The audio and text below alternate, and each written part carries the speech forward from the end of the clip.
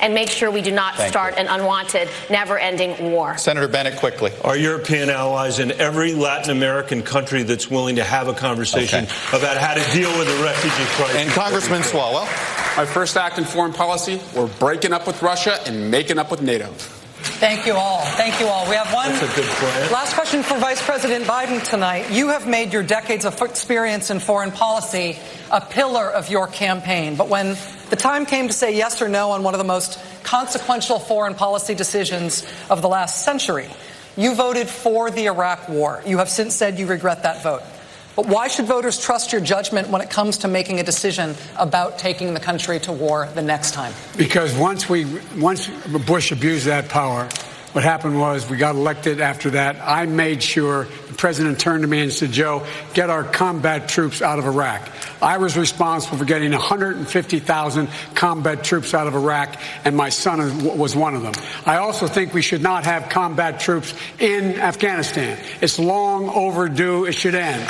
And thirdly, I believe that you're not going to find anybody who has pulled together more of alliances to deal with what is the real stateless threat out there. We cannot go it alone in terms of dealing with terrorism. So I'd eliminate the act that allowed us to go into war and not the AUMF, and make sure that it could only be used for what its intent was, and that is to go after terrorists, but never do it alone. That's why we have to repair our alliances. We put together 65 countries to make sure we dealt with ISIS in Iraq and other places.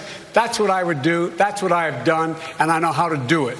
Senator Sanders, 30 seconds. One of the differences that Joe and I have in our record is Joe voted for that war. I helped lead the opposition to that war, which is a total disaster.